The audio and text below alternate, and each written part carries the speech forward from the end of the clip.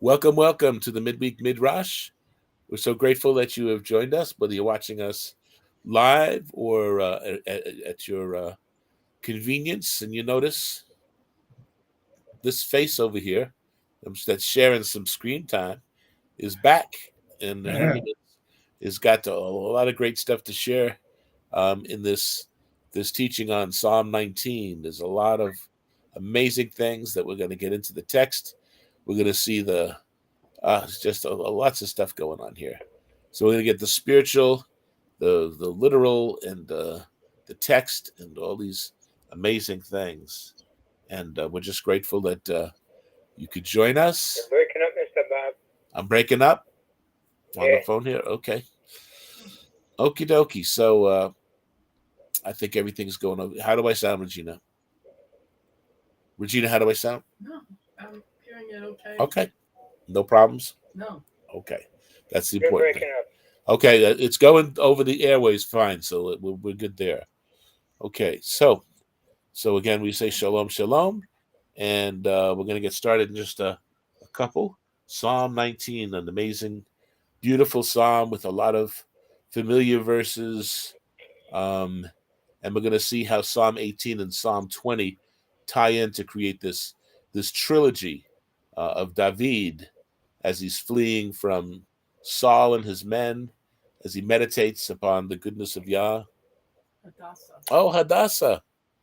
Shalom, shalom. And which goes into Psalm 22 as Psalm 20 also, I should say, not Psalm 22. Hello, Miriam. Welcome. Gilbert, if I can ask you to Alana Goncalves. Amen. Okay. I think Well, if you can open up in prayer for us, Gil. You have filled the earth with beauty. Yes. O more eyes, behold thy gracious hand in all thy works, that we may learn to serve thee with gladness, for whom all things were made by your hand. Through your Son Messiah. Amen. Amen. So who was Ilana Goncalves? Actually, that is my niece. Yeah. I remember those wonderful girls. Really beautiful, sweet young girls. Yes. Thank you, Ilana. Yes, Ilana. Hello. And hi. Isaac Dominguez. Oh man. All right. Yes. We're flying out of the booth here. All right. So shalom once again, and you'll load up your screen share now, right? Yeah, but before I go to the PowerPoint, I'd just like to say hello to everyone, shalom, and also to thank you, Bob, for the opportunity to come on and to share a little bit on this beautiful, beautiful poem, Psalm 19. As you said, I hope to get into the poetry of the psalm, as well as some grammar, and just take it verse by verse after that. So let's looking forward to it. Amen. Tov Yes. tov. Yes. Very good. Yeah. So let me go and start the PowerPoint, and we'll take it from there. Sounds very good. Let me know, Bob. I will. Let me know when. Okay. All right. Can you see that there? Yes, indeed. All right. Fantastic. All righty. So once again, what I'm going to do is give an introduction, and that introduction is going to consist of an outline of the poem, as well as its structure, its literary structure, its poetic structure. So we're going to get into some of that. And once we finish the introduction, then we'll go into the text verse by verse. And I'm going to go into a little more detail into some of the elements that I am going to share in the introduction. Okay. Alrighty. So Psalm 19 is considered a didactic psalm, a teaching psalm. You in the literature, you'll also see it as a Torah psalm. And when a person analyzes the Psalter, the book of Psalms, you'll see that there are many categories of psalms. And of course, the didactic psalm is one. You have lament psalms, whether personal laments or national laments. You will have messianic psalms, royal psalms, thanksgiving psalms, and so on. So there are many categories of psalms within the Psalter. One of the other categories that I find most interesting is the imprecatory psalms, those psalms where the poet is invoking curses, believe it or not. Um, so again, these are different categories of psalms, but this one is a didactic psalm. All right, so here's the goal for the study. All right, in these few sessions that we're going to be together. Number one, I'm going to go beyond the surface of the text, and what I mean by that is that many times I can speak for myself. I'll read a passage, and the passage is so familiar that I have a tendency of just reading through it and not seeing things. But when I slow down and I start to analyze the text, I start to see things that I've never seen before. And I'm pretty sure that you folks out there have experienced the same thing. So I'm going to go a little slow, and I want to go beyond the surface of the text so that you can see the beauty that we find in this poetry, in this psalm. So that's one of the goals. The other goal, of course, is to learn the truths that this psalm has for us, but again, within that wrapping, that poetic wrapping. And of course, my hope and my goal as well is that you would fall in love with the word. This is something that as believers we should do. Fall in love with the word every time, interact with it, and overall, the living word, Yeshua, right? Fall in love with him. So that is the goal of our study with Psalm 19.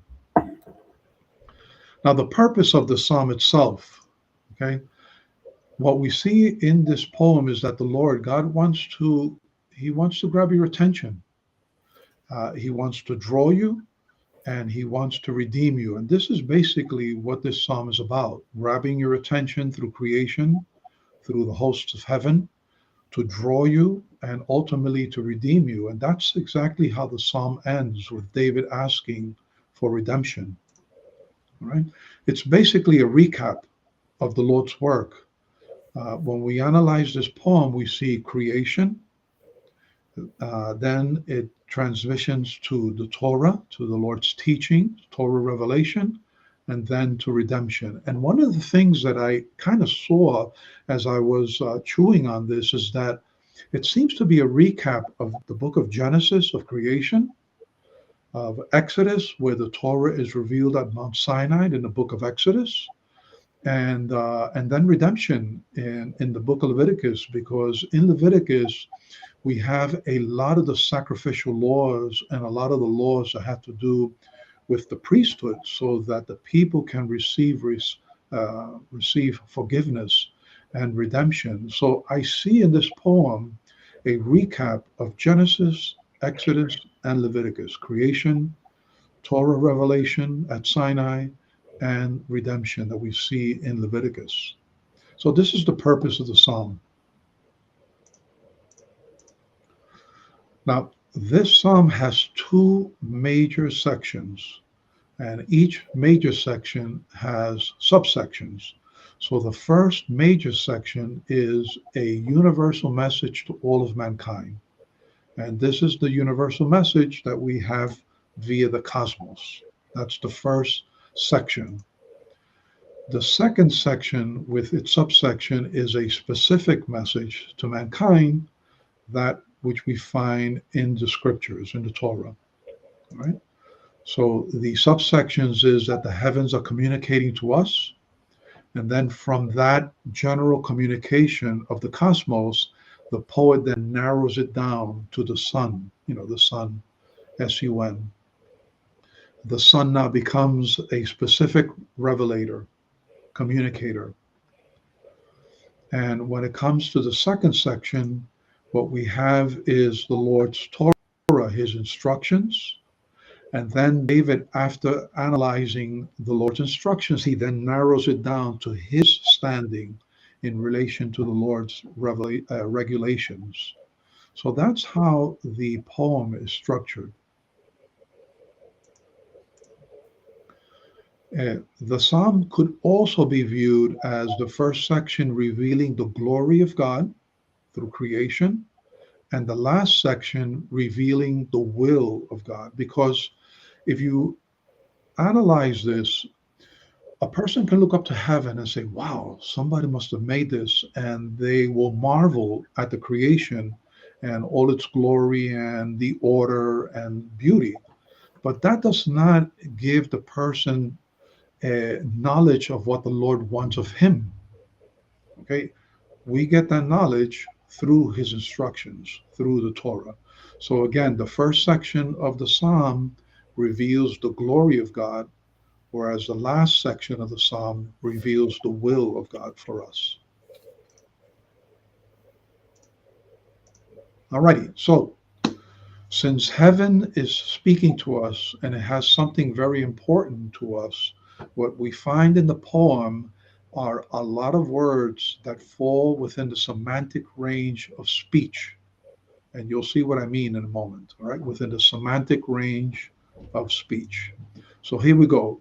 In this first section, we have words like to declare or to recount, to tell, to the speech or to say, again, to declare, a synonym in Hebrew, words, voice, and then words again, which is another synonym in Hebrew. So these are the words that are used in the first section that are all connected in the semantic range of speech, of communication. When it comes to the second section, since Yahweh has something very important to say as well, the vocabulary in the second section of the poem is all connected with regulations, all within the semantic range of regulations, I'm sorry. And this is an idea. Here's an idea. The law of the Lord, the testimony of the Lord, the statutes of the Lord, and so on. So all of these, law, testimony, statutes, commandments, and so on, are within the semantic range of the regulations that we find in the second section of the poem. And if you will notice, I have here feminine singular, masculine plural, feminine singular, and masculine plural, because this section here, verses 7 through 9, is written in a very beautiful way. And we'll get into that as we get to verse 7. Okay? But just for now, keep in mind that this is written very symmetrical and very balanced with this. Okay, so feminine, masculine, masculine, singular, plural, singular, plural. Beautifully written. And this is why I say, folks, that we when we read the Bible, we should look for its truths and strive to live them. But all of these truths are wrapped up in a medium of poetry. And when you start to read the scripture slowly and you look for these things, you will be amazed. For me, it brings great joy when I begin to discover these things. Alrighty, so the twofold testimony of the cosmos and the Torah, for me, fulfills the maxim, which is by the mouth of 2 or 3 witnesses, the matter shall be established. And this is found in Deuteronomy 19. Now, of course, in Deuteronomy 19, the context is referring to judicial rulings. But nonetheless, what the cosmos testifies and what the Torah testifies establishes the matter for me. The Lord's glory and the Lord's will. Alrighty, so one of the things that we do, again, I'm going to repeat myself here, is that we readily accept that the Lord speaks to us truthfully, but we often overlook, and as I said too, I often overlook the elegant manner through which he speaks to us, all right? And that's the wrapping, the poetic wrapping, the medium through poetry. Okay, so talking about poetry, the first section, which is verses 1 through 6, they are categorized by these literary devices. You have couplets, which are basically two-liners. Sometimes in the literature, you will see them described as bicola, two lines. We also have what's called a chiasm, and I'm going to get into that when we get to verse 1, and anthropomorphism, where human form is ascribed to God. In verse 2, we have something that's called a merism, and these are all poetic literal devices, and I'll get into that when we get to the verses, as I said. We have synonymous parallels. That's very common.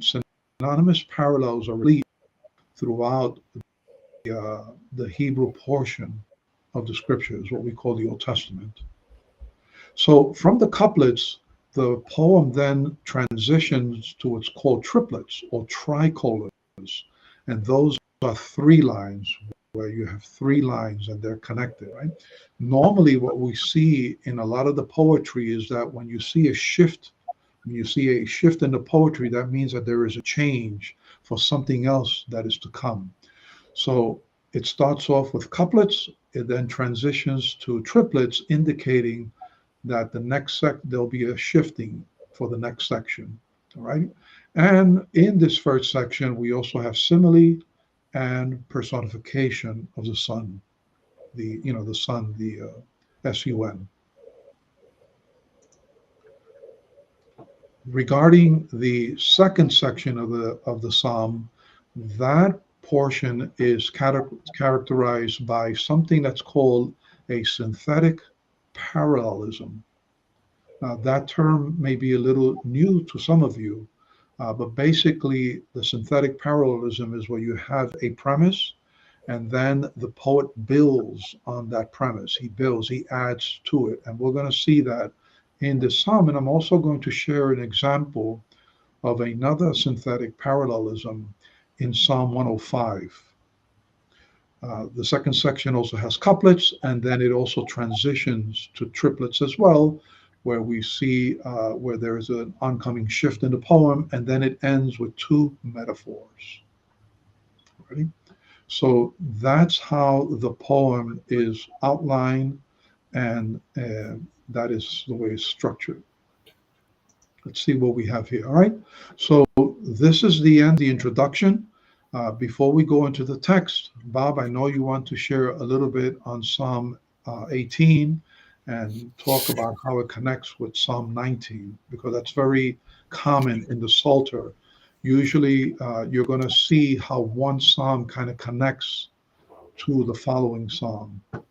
Alrighty, so with that, I'll end my introduction.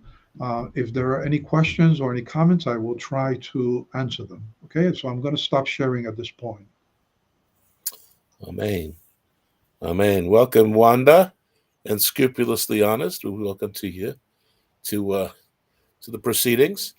And again, as we were preparing for this teaching, that there's several points of contact between Psalm 18, 19, and also into 20 also. So there's like a trilogy of psalms, of songs, almost on the scale of a musical score. Mm-hmm. Like a Broadway music. You know what I mean? So it is a song, first and foremost, with beautiful lyrics.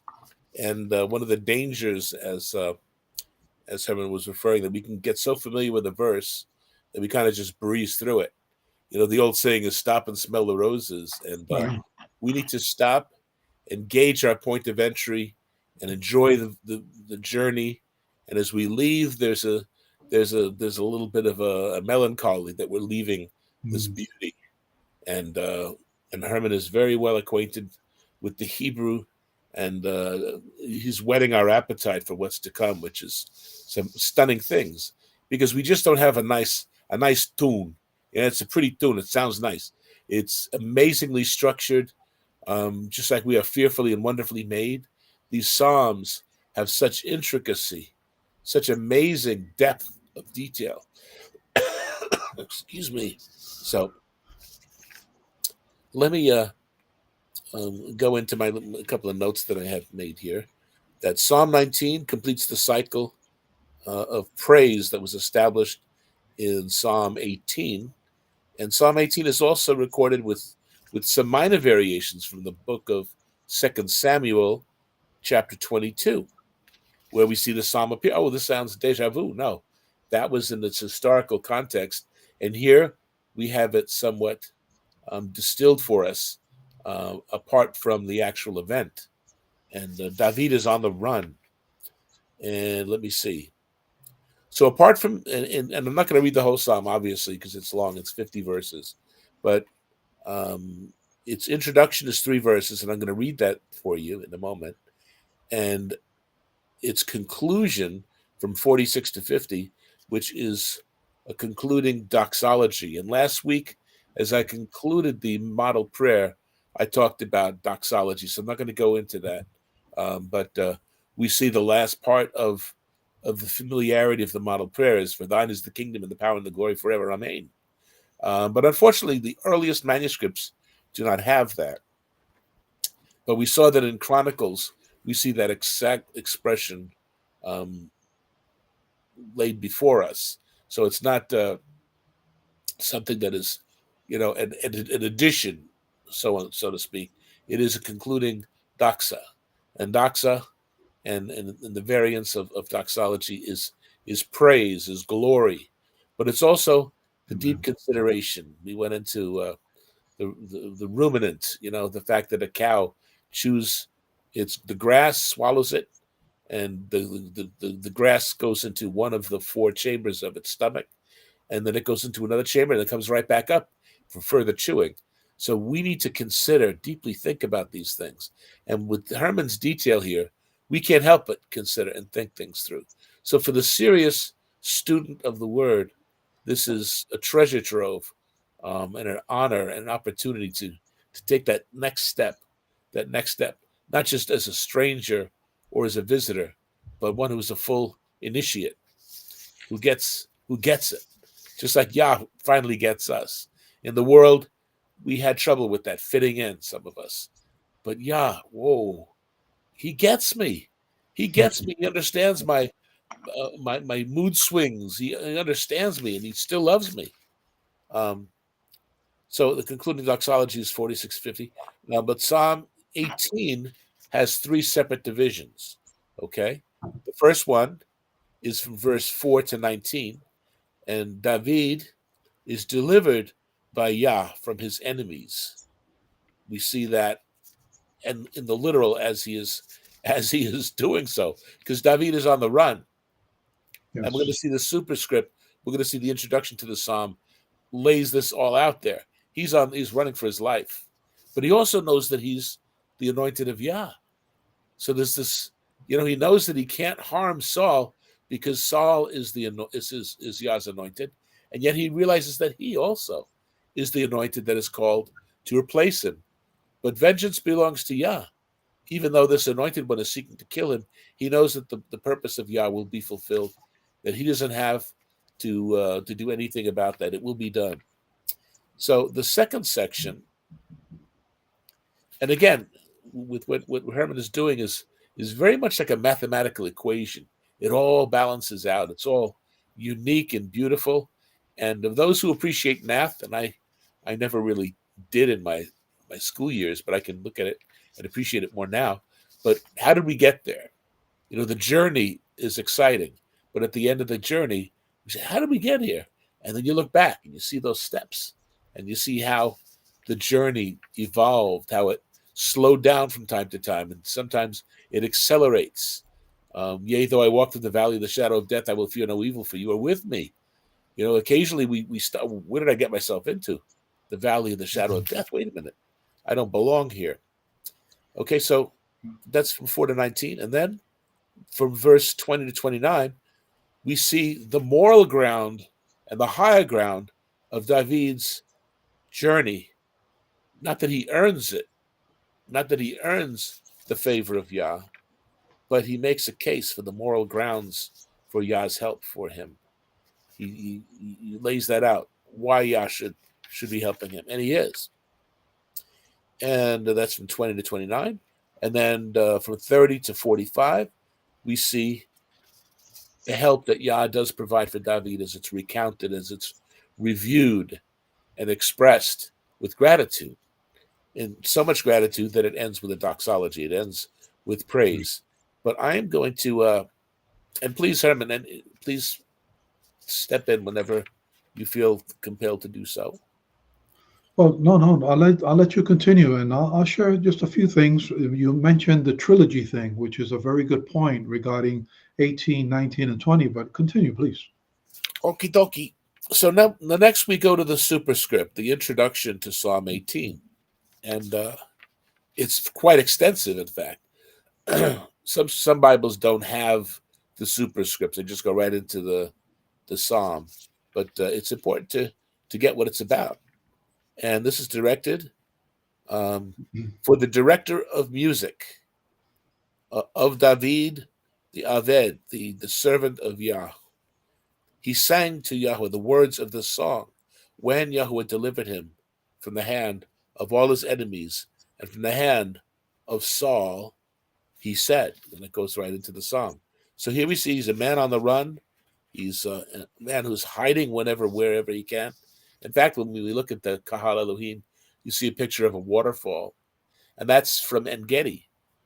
That was when I went to Israel. That was one of the standout places. It was so amazingly beautiful, with waterfalls of hot and cold running water in certain locations, of beautiful dragonflies floating, skimming the surface of the water.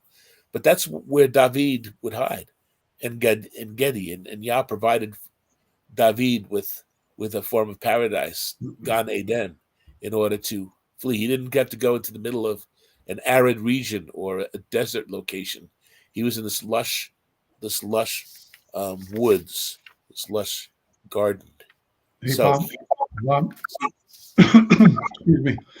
You mentioned the word that may not be familiar to some of the people in the audience. The word that you mentioned is superscript, and I'd like just to take a moment to explain what that is, because there may be someone out there that may not know what that is. A superscript is basically the heading, the title of the poem, of the psalm.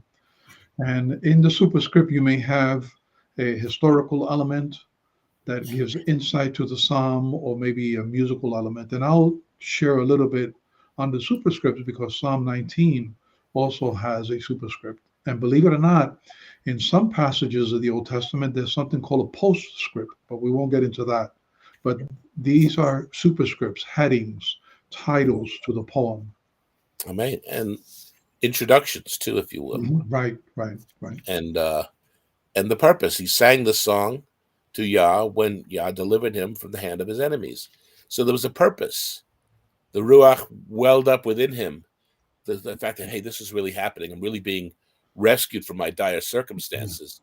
And as he's, you can almost envision him, plucking on his lyre. He's going, la, la, la, la, la. Okay, Yah, you've been with me and you're helping me right now.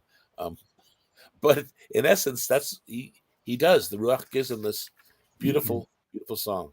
So he said in verse 1, I will start, I will love you, O Yahuwah, my strength. In the next verse, Yahuwah is my rock and my fortress and my deliverer, my Elohim, my strength, in whom I will trust, my shield and the horn of my salvation, my stronghold. And I'm going to give a brief little Hebrew thing. And he concludes by saying, I will call upon Yah, who is worthy to be praised, so shall I be saved from my enemies. So again, the purpose of why he's doing it is all there, how he's doing it, and so on and so forth. Vayomer Chamcha, and he said, I love you. The word Racham, Rachamim is mercies. So I have mercy. I love you, Yahweh, Yud-He Vav-He. He is key. Come from the word chezech, which is strength. You are my strength. And when we're on the run, If we don't have the stamina for the run, we're lost. We're caught. We're doomed. So I love you because you are the strength that drives me, that I don't fear because I'm able to escape. I'm able to move forward. Then it goes on. Yahuwah, some sal-e. Okay? Yahuwah is my rock. And Selah sounds like the meditation portion of a psalm, right? Selah. And when we say Selah, it's the same as meditation, same as my rock. I consider my rock. The rock that followed them in the wilderness was Mashiach, and so on and so forth. So a cliff or a crag is what a Selah is. So you are my rock. You are my stability. And there's a couple of words for rock in this verse. Okay. Ume Sudanti. Okay. You are my fortress, the fortress of me. Okay. Matsud. You are my fortress. Okay. Ume Falti. You are the one delivering me. Okay. Palat is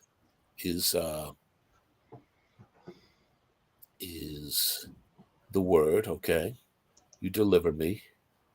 Okay. Eli Tsuri, you are the L of me. You are the L of me, my L. Tsuri, which is my rock.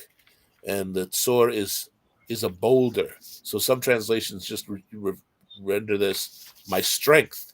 So again, we have Chazak, and we have the Tsur emphasizing the strength, and we have Selach and Tsur to emphasize the rock of stability, the strength. Okay. Echeseh, I will take refuge. I will trust. It's also rendered I will trust in some translations. I will take refuge, in him. And again, we see those two words connected. I will take refuge in him because he's my strength, my boulder. Okay? Just like the rock of revelation is a boulder. It's the Petra in the Greek, as opposed to the Petros, who is Shimon Kifa, Simon Peter, the fisherman, who is the means of the revelation coming forward, that Yah used him, that the Ruach revealed this to you, Kefa. It's not from your own understanding, which we should never lean on, correct? And I take refuge in him. Magini, he is my shield. He is a Magid is a buckler. And when we think of Magid,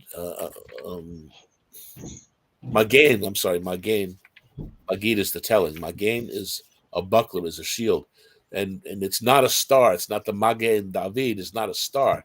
That six-pointed star is a hexagram, which is the origin of the word hex. So there's a lot of paganism in that star. That star is never, not to go into a whole different teaching there, but the buckler, it's a shield. It's not the Star of David, it is the buckler. And here we see, what is the shield of David? What is the Magen David? Here he's saying it. He's telling us what is the Magen David. Okay? Magini, he's the shield of me. Bakeren, Yishi, and the horn of my salvation. So the Keren is the horn of my salvation. Yesha. Okay, he's the horn of my salvation. Misgabi. Again, Misgav is a high tower. He's a stronghold for me. And wherever David would hide is a stronghold. He would hide into the crags and the caves, which became strongholds, which in Yah becomes a fortress. And something that we praise Yah for. And then finally, Mehulal, the one being praised.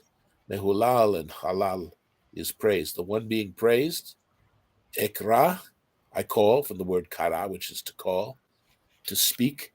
And when you're hiding, you don't really think of shouting, but he's saying he will shout praises to Yah, to Yahuwah. Umin Oivai. oivai, right? Umin, which is, and from my enemies, I will call Yahuwah from my enemies. Um,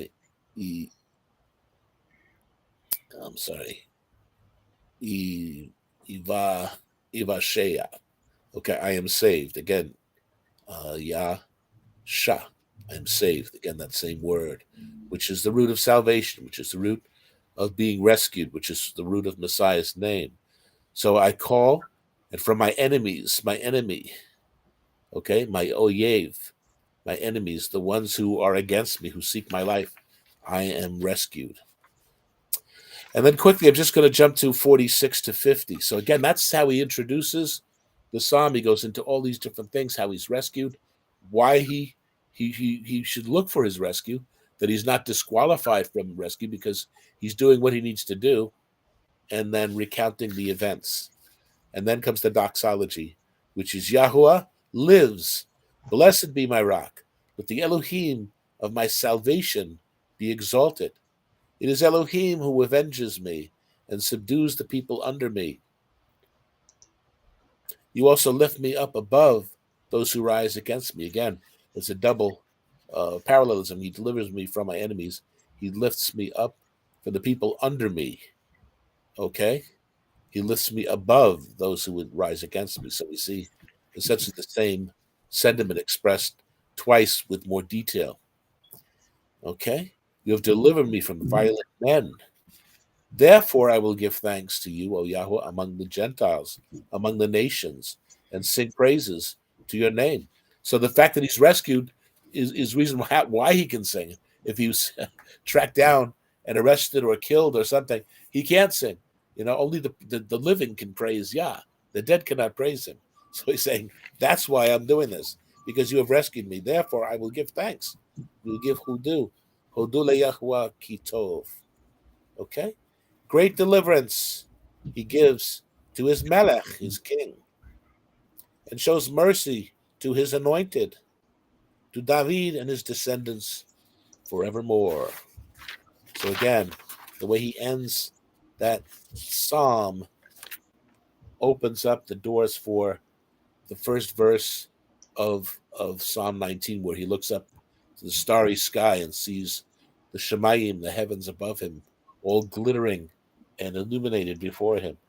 So again, I think that's so beautiful.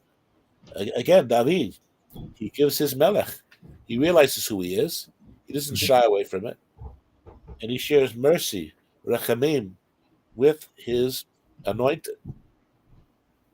And again, the connection between David and ultimately Mashiach, again, the anointed one, the one who is anointed to serve.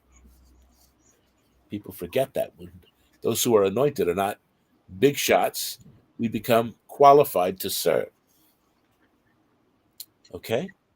To David, specifically, he names himself, to David and his descendants forevermore, looking forward down that road, knowing that the rechamim, the mercies of Yah, are certainly appropriate for those who maintain the proper order of obedience to Yah, and those who sing praises, because they have been spared. We've been spared.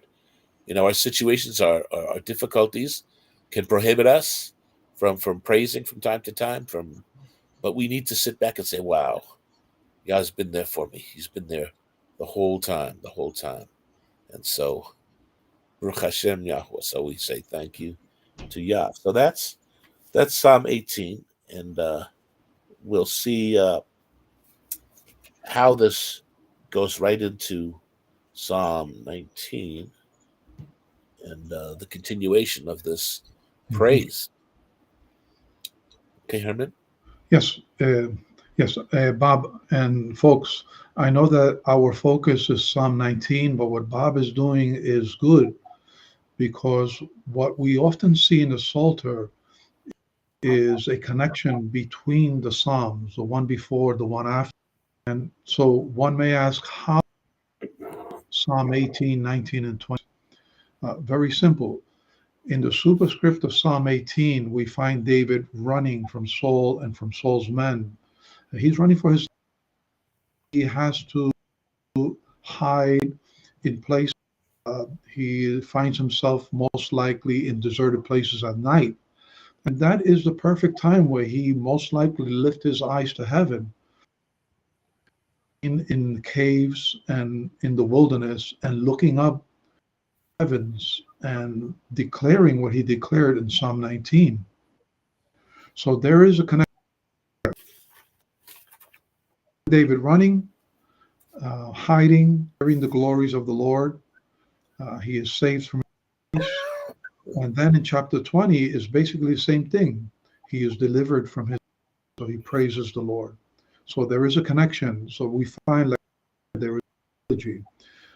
Another example of a very good trilogy is, and I know we're kind of deviating a little, I just want to emphasize this, folks, because when you're going Psalms, look for points of contact.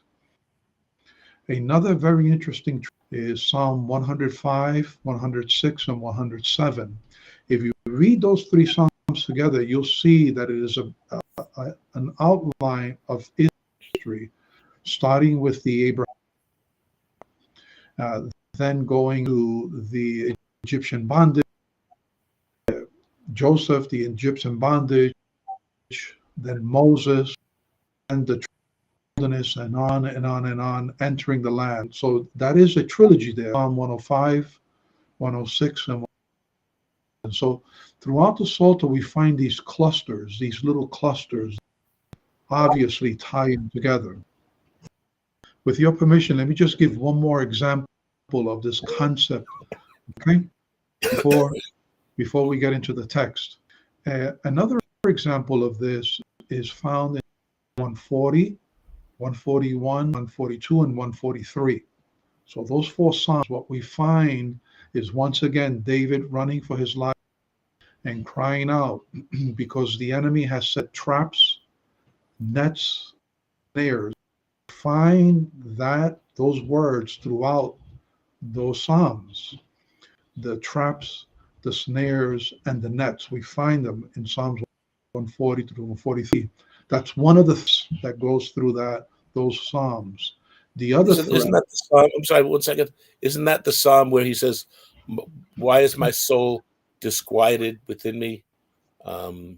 There's a sequence of Psalms where David is giving himself a pep talk, essentially, giving himself the chazak, the strength to continue. Yes, so I know. I don't think it's in that cluster. It may be, but I don't think so. I'll have to review it. Okay, but I'm going off the top of my head because you mentioned this trilogy and these thoughts are coming to my mind. So getting back, one of the threads that we find in the Psalm is nets, snares, and traps. The other thread that we find in that trilogy is David mentioning his supplications. So we find that word throughout them. Supplications. I cry out to you. I've been crying out to you. Hear my supplications.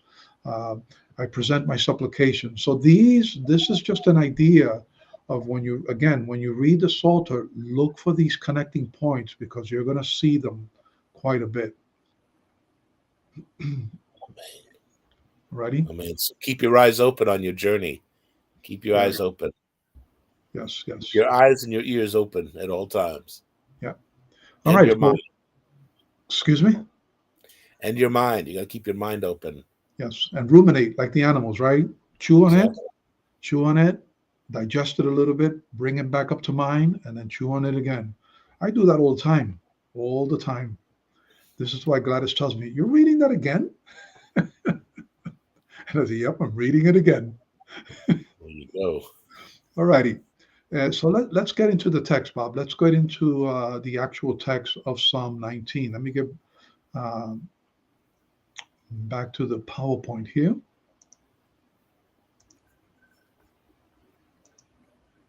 Please let me know, Bob, when it comes up on the screen. Okay. And there's I'm gonna have to bypass all of this because I touched on all of this. Let me go back down. Excuse me one moment. I need to put on my eyeballs. Alrighty. This is where we left off. Okay, Bob, do you see that there? End of introduction, now the text. Yes, indeed. All right, fantastic. All right, so let's get into the text. We've got about 15 minutes. We may be able to cover maybe verse 1 and 2, and then we'll continue next week. All righty. Okay, so Psalm 19, verse 1a. And the reason why I named it 1a is because this is the superscript. This is actually verse 1 in the Hebrew text. And let me just make a parenthesis here. When many times when a Bible student compares the verses in the Hebrew text versus the verses in the English text, many times there is a difference in the verses. And the reason for that is that the superscripts are verse 1 in the Hebrew text. It is part of the text. Whereas many times the English editors in our English Bibles separates the superscript just as a heading and then considers verse 1 as the body, beginning with the body of the psalm. But in Hebrew, to the chief musician, a psalm of David, that is verse 1 in the Hebrew. Okay, so again, you'll notice the versification differences between the Hebrew text and the English text, and that's usually because of the superscript. A classic example of this is Psalm 60. Psalm 60. Psalm 60 is a very long superscript, a very long heading. It covers 3 verses in the Hebrew text. And then the body of the text then is verse 4, whereas in the English Bibles, it will be verse 1. So again, a difference in the versification because of these headings. Okay, so back to Psalm 19. It says, to the chief musician, a psalm of David, Lamnatseach mitzmor le David. Now, just a quick word on the concept of the chief musician. These chief musicians are basically like the choir directors. They would be something like the composer, not the composer, the fellow that's up in front of the orchestra with the baton. What do you call that guy? The orchestra leader. Maestro. The maestro, right. So that's basically what the chief musicians would be. Oftentimes, the poet would compose the psalm, and then they would hand it over to the chief musician. A classic example of this, folks, and I want to encourage you, read 1 Chronicles chapters 15 and 16. 1 Chronicles chapters 15 and 16, because what you're going to see there in that historical context is David bringing in the ark into Jerusalem, and he composes a psalm of praise. And then it says that he did to the chief musician, and the chief musicians in that context, in the historical context, they mention Asaph. Haman is also mentioned, not the Haman from the book of Esther, obviously, another one. So you have Asaph, you have Haman, and you have Ethan. And they are the ones that are considered the chief musicians. They are the ones that stand out above the other Levites that usually minister in song. So once again, when you have time, 1 Chronicles chapters 15 and 16, and you see how this concept works, how you have the composer and then giving it to the chief musician, the conductor. And then it continues here saying a psalm of David. Now, this particular heading is in Hebrews a mitzmor. There we find the word here, a mitzmor, a psalm. Now, there are many categories of psalms, as I said, and this is a mitzmor. Sometimes it'll say a shir le David, a song of David. Or it may say a michtam of David. So there are many different types of Davidic psalms based on the song. You may have a contemplation of David and so on. Okay, so there are many different categories, and usually you'll see that in the superscript. It'll actually say what type of psalm it is. And in this case, once again, it is a mitzmor, a psalm or a song. Bob, is there anything you'd like to add to that before I go on? I was just going to say, as far as the director is concerned, First Chronicles 23 also makes reference to the leader being of the Levitical choir or by the choir itself in some Right. cases. And also Nehemiah 11:17 also makes reference to this arrangement. Right, right. Getting back, there was one point that I forgot here. Thank you, Bob. One point that I forgot for those that are interested in all these little details. Those three chief musicians that we find in First Chronicles chapters 15 and 16, as I said, Ethan, Asaph, and Haman, so happens as you continue through the text, they are representatives of the three main Levitical branches, which are Merari, Kohath, and I'm trying to remember the other one, which I can't remember. But those three chief musicians are representatives of the three main Levitical branches. And remember, folks, that the Levites did a lot of things. They are to be distinguished from the priests. The priests were, of course, the priests were Levites too, but the priests were the ones that officiated at the altar, and they were the ones that gave the blessing. Whereas the Levites had many functions. They were the singers, they were the musicians, they were the temple guards, and so on. All right. Alrighty, moving on.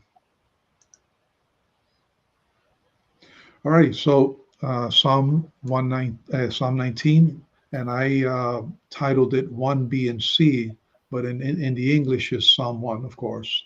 And it says, "The heavens declare the glory of God.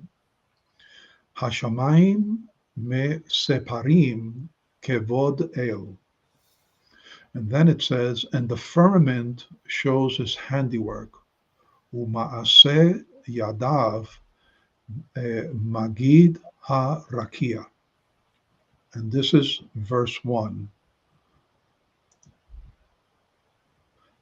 So since we are on this topic of the glory of the heavens, before I go into more detail, I want to recommend this documentary, which I saw, as I was chewing on Psalm 19. Of course, I looked for documentaries that talked about the universe and so on. And this one was pretty impressive. So please take note, because this documentary indeed declares the glory of Yahweh. Okay, so make note of that there, okay?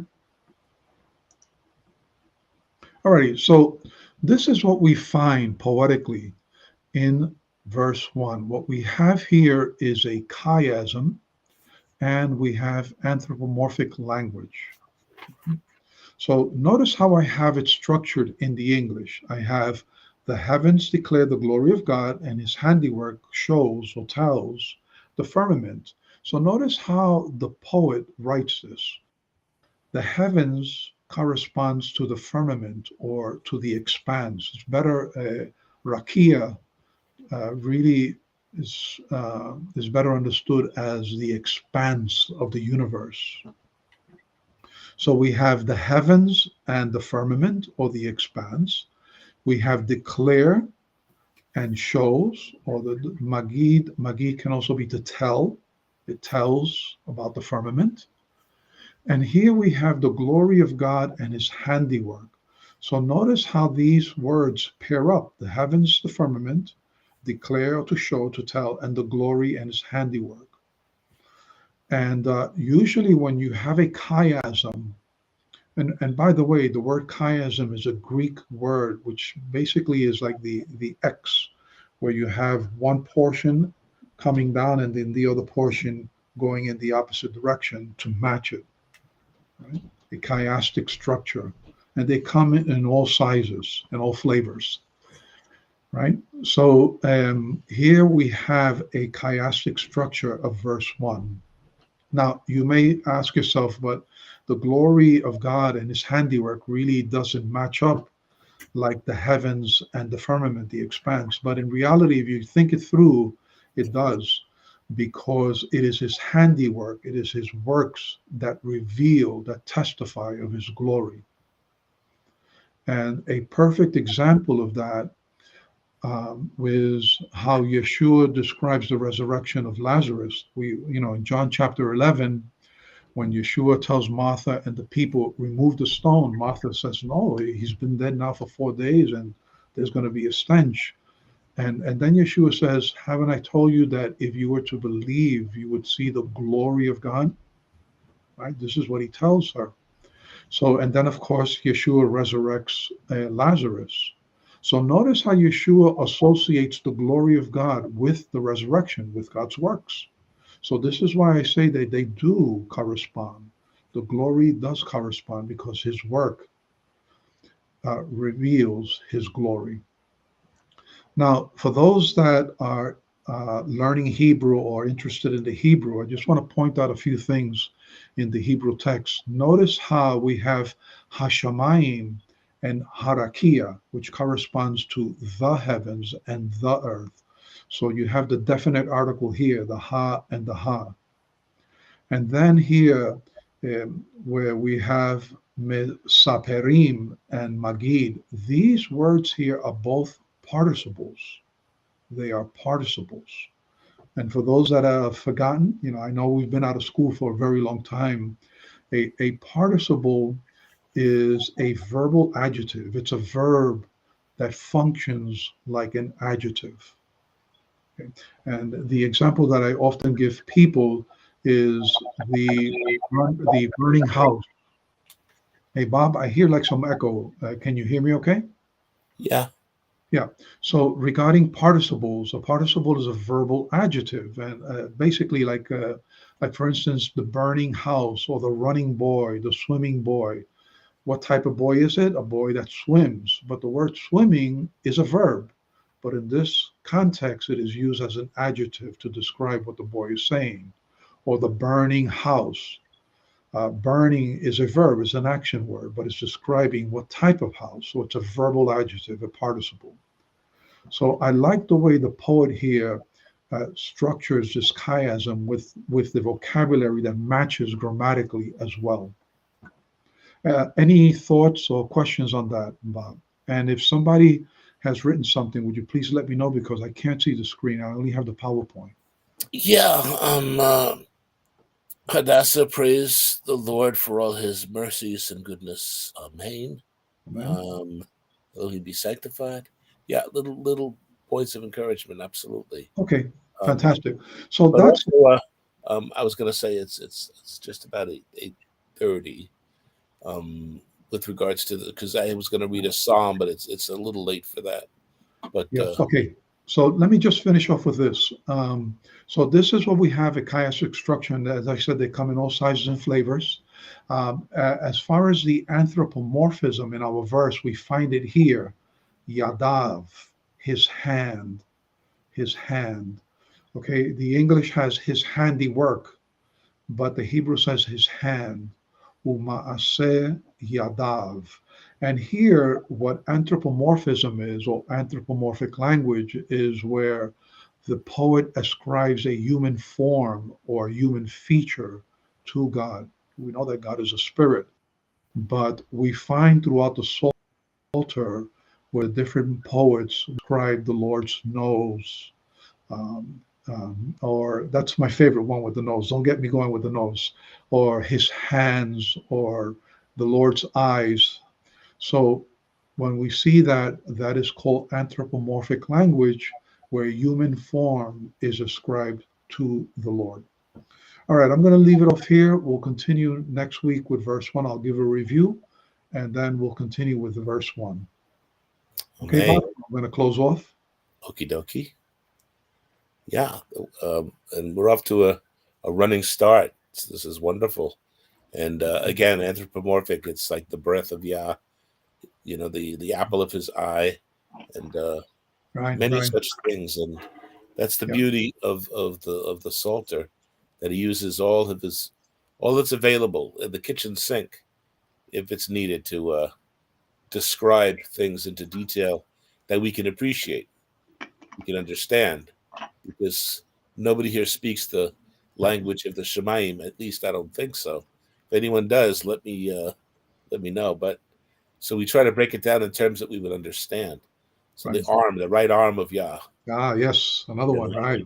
which is Right. a powerful one, which brings us back to Mashiach, who is the goal at which the Torah aims. Romans 10:4. So, amen. Thank you so much, brother. And thank you so much for all of you checking in with us. And amen. And we wish shalom to you. Patricia? Yes. All right. If you would do us the honor of a closing prayer, please.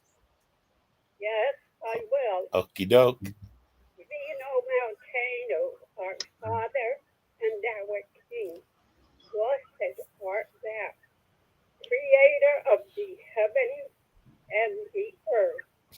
We honor you for who you are, and great is your faithfulness Amen. unto us. We look to you for your guidance each day.